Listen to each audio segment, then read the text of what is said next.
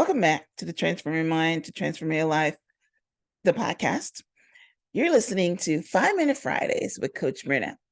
So today I want to teach on the topic enhancing nonverbal communication for better relationships. You know, we should know by now, if we're adults, that your nonverbal communication is much more important than your verbal communication. As women, we know that a roll of the eye and an attitude is what men see more than what we say.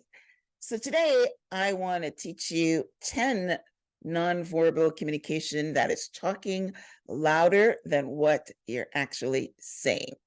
So let me give you a little background. Nonverbal communication is a vital component of the human interaction. While words convey our thoughts and ideas, our body language, facial expressions, and gestures often speak louder than words. In fact, research suggests that up to 93% of communication is nonverbal. Let me say that again, 93% of communication is nonverbal.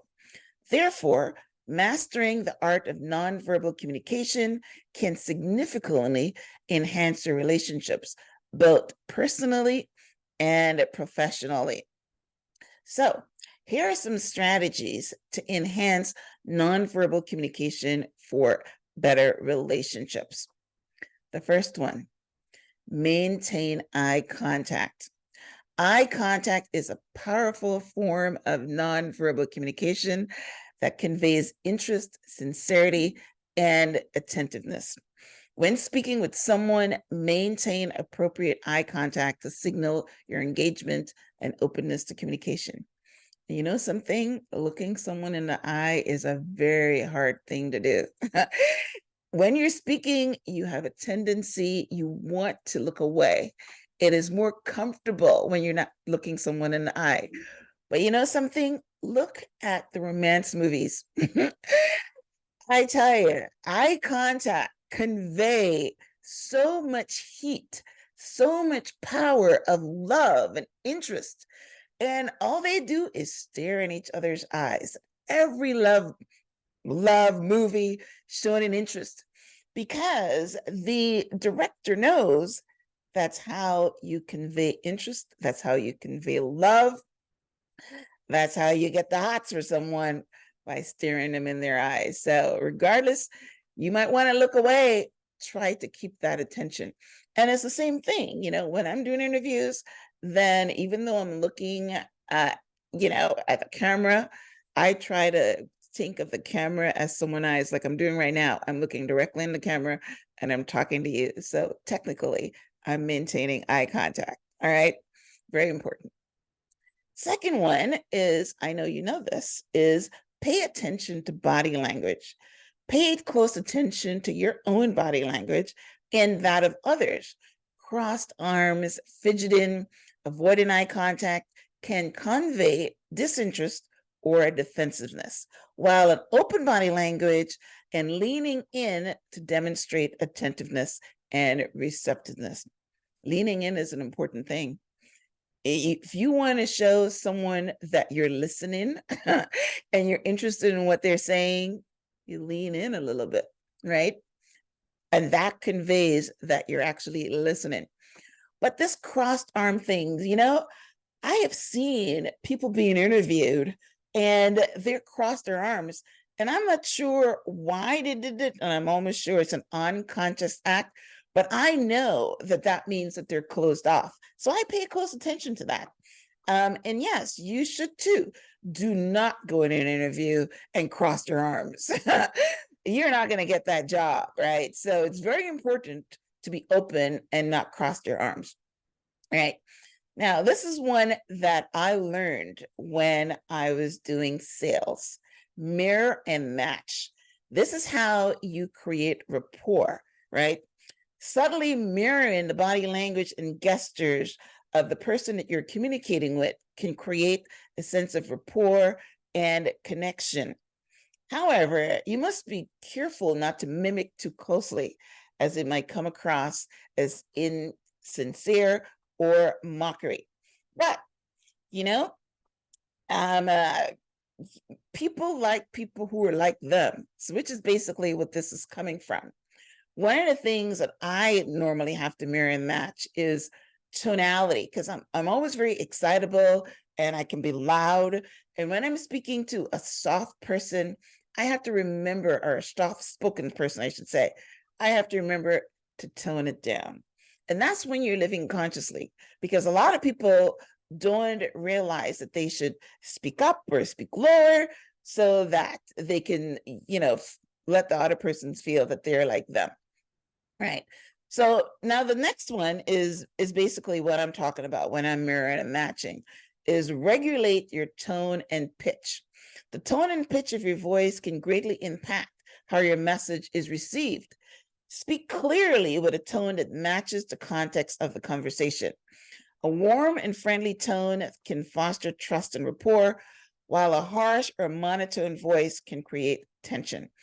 Now, the tone and pitch is very important, especially on the radio or a podcast or even television, right?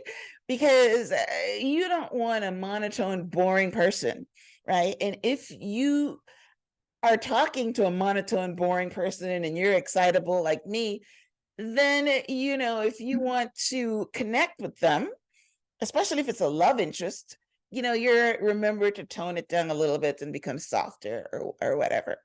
And you quiet tonality people, you've got to remember too, to bring the energy level up a little bit when you're speaking to someone that has high energy. Remember that. So it works both ways. Facial expressions. Our facial expressions convey a wealth of emotions and intention. Smile genuinely to express warmth and approachability, and use appropriate facial expressions to match the tone of the conversation. A smile goes a long way. I smile all the time. And sometimes I don't even know that I'm smiling because, people smile back. And, one of the things I do is I walk in the park every day, and everybody that passes you in the park says hi or to give you a smile. And the people that give me this bright ass smile when they're passing me, I think it's so beautiful.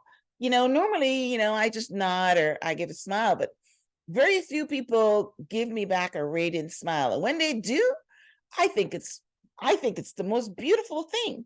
So yeah, always lead with a smile if you can.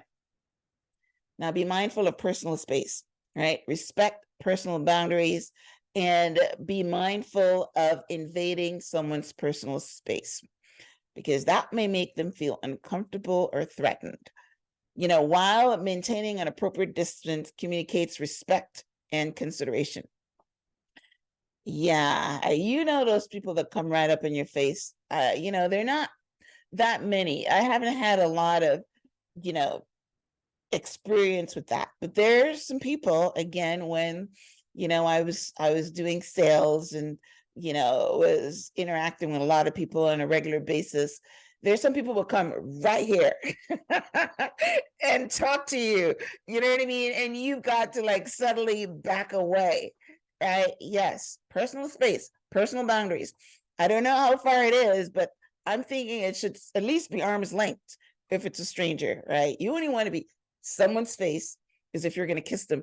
And, I know when someone is going to kiss someone on screen because they're moving closer. And that's the only time you should be doing it. If you want to kiss somebody or let them know you're interested in being kissed. Other than that, respect the boundaries. Now, listen attentively. Now, I mentioned that earlier about, leaning in to let someone know that you're listening. So nonverbal cues can also be a valuable tool for active listening. Nodding, maintaining eye contact, and using facial expressions to show understanding or empathy can signal the speaker that you're really and fully engaged in the conversation. I had to learn that with my husband, because my husband likes to talk And he is not one of these ones that wants to have you to respond. He wants you to listen and he doesn't want you to respond. And it's extremely hard for me not to interject, because to me, that's what a conversation is. I'm talking or you're talking and I'm letting you know that I'm listening by interjecting, like, how we do on the podcast. But so if someone doesn't want you to say anything, you've got to let them know that you're at least listening and you didn't fall asleep. So you've got to say things like, I understand. Yeah. Something like that.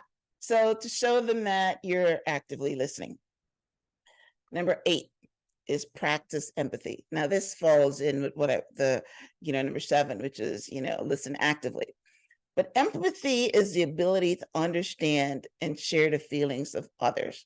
By paying attention to nonverbal cues, such as facial expressions and body language, you can better understand the emotions and perspectives of those around you, fostering deeper connections and stronger relationships. So yeah, if someone is telling you a sad story, I remember I was watching Big Bang Theory, and one of the episodes on there is, a deaf girl was communicating, and someone was, translating by doing sign language. And then he decided to be bored because, the person that's listening is just saying, not because the person is doing sign language and he can't really understand sign language. And he zoomed out, and all of a sudden, this girl was talking about her dead dog. And the other person that was listening, was laughing and smiling or whatever. He said, no, act sad. That's a sad story. So it's the same thing. If you're really listening to someone and they're telling you a sad story, in order for them to know that you're listening, you have to show them empathy. Oh, I'm so sorry, or oh my gosh, something like that. So they know that you're listening. All right, seek feedback. Ask for feedback from trusted friends, family members, or colleagues on your nonverbal communication. They might provide value insights in areas for improvement and help you become more aware of your nonverbal cues. Women, this is for you. We have a lot of nonverbal cues that we don't even know that we're exhibiting. I grew up where people would suck their teeth, I don't know if you know what that is, but suck your teeth, roll your eyes, all these different things that women do and men pick it up. And, so if they were to ask you, a lot of times it's unconscious. So if you were to ask your husband's significant other or whatever, what are some of your body language cues? Going into bed and turning your back is one of them, right? That's a cue. You're sending a nonverbal signal there. So you've got to be better. Be authentic, okay? Don't fake it. Be authentic in your nonverbal communication. Genuine gestures, expressions, and body language are more likely to foster trust and build meaningful relations than those forced and insincere behaviors. All right, so as we wrap this up, I want to leave you with the fact that mastering the art of nonverbal communication is essential to building relationships in all aspects of life. By paying attention to your body language, facial expressions, tone of voice, and personal space, we can convey understanding, empathy, and sincerity, ultimately strengthen our connections with others.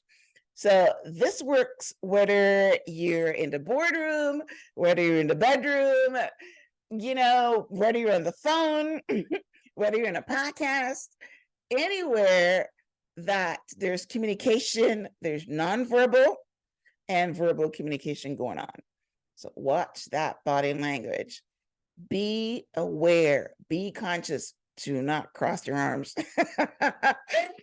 Do not cross your arms. Do not act bored. All right, listen. Okay, guys, well, listen, I had fun with this one. Thank you for tuning in to this week's episodes of 5 Minute Fridays with Coach Myrna. If you're watching on YouTube, would love for you to hit that subscribe button and leave a comment. If you're listening to this on iTunes, would love for you as well to subscribe, rate, and review. That allows the podcast to be seen by more people. And of course, that's why I'm here. That's my mission, to grow and to empower. Thanks again for tuning in. Until next time, namaste.